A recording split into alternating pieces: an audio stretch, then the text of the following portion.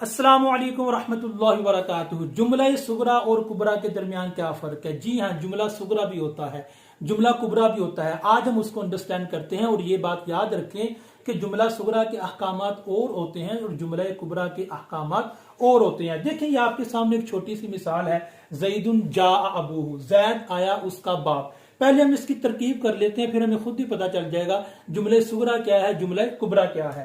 دیکھیں، یہ زید ہے مبتدا، توجہ سے اس کو دیکھیے گا۔ جاء ہے فعل، جیسا کہ آپ کو معلوم ہے، اور ابوہ مضاف مضاف الیہ ہو کر مرکب اضافی ہو کر یہ بن جائے گا فاعل۔ اب یہ فعل اپنے فاعل سے مل کر بنے گا جملہ فعلیہ، اور جملہ فعلیہ ہو کر یہ بنے گی خبر، اور مبتدا اپنی خبر سے مل کر یہ بنے گا جملہ اسمیہ۔ اب آپ کو بتایا جائے گا کہ جملہ صغرا کیا ہوتا ہے۔ دیکھیں، جملے کے اندر جو جملہ ہوتا ہے اس کو جملہ صغرا کہا جاتا ہے۔ مثال کے طور پہ یہ سارے کا سارا ایک جملہ اسمیہ ہے۔ یہ دیکھیں، جملہ اسمیہ آخر میں بنانا، لیکن اس جملہ اسمیہ کے دو جز ہیں، مبتدا اور خبر، اور یہاں پہ جو خبر ہے وہ جملہ فعلیہ بن رہی ہے۔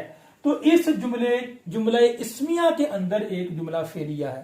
تو جملے کے اندر جو جملہ ہوتا ہے ڈیئر اسٹوڈنٹس، اس کو جملہ صغرا کہا جاتا ہے، جملہ صغرا۔ اور جو مکمل طور پہ جملہ ہوگا جیسے جملہ اسمیہ ہے، اس کو کہا جائے گا جملہ کبرا۔ ٹھیک ہے، تو یہ آپ نے جملہ صغرا اور جملہ کبرا کو دیکھنا ہے۔